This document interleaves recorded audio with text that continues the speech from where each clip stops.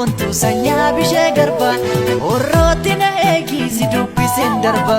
dambii qaxxaamuree mandiilu kaan dhufa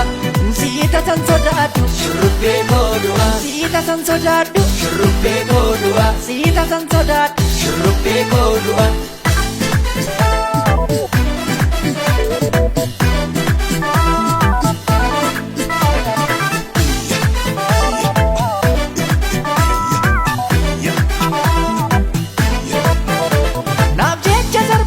Mancaafte jirruuke shurrubbeekoo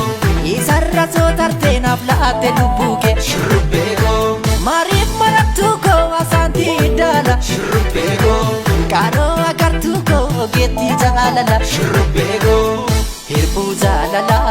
aduudhaan gubachaa naaf jecha seentee urufaa fidachaa hirbuu jaalala aduudhaan gubachaa naaf jecha seentee urufaa fidachaa kooya lasiif lasitti mudhii kanniisa aansi malee hin fedhu eenyu nakiisa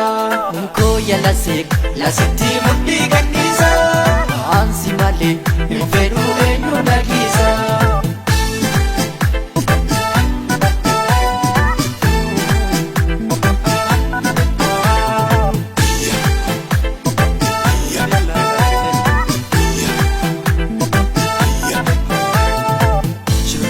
Kobontu sanya bishee garba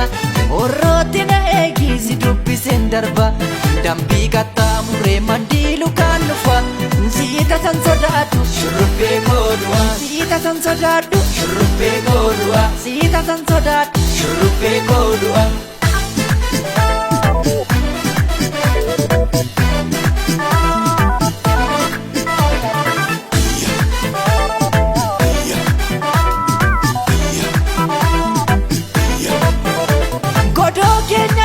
Sammuu keenya hubu shurrubbeekoo gargar nu diiguudhaaf keenya gubu shurrubbeekoo nuti addaan hin baanu mirguu walii qabna shurrubbeekoo waliin taana malee akkamiin diigamna shurrubbeekoo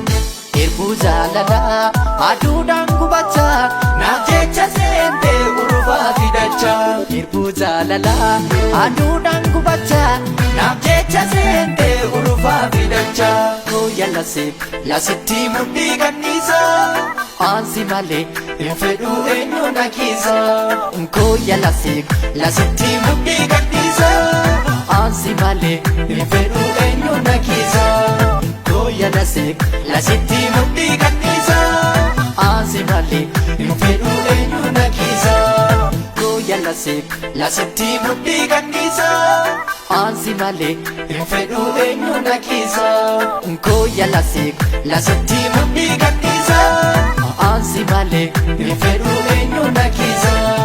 kooya lasiif lasitti mudhii kanniisa aansi malee hin fedhu eenyu nakiisa.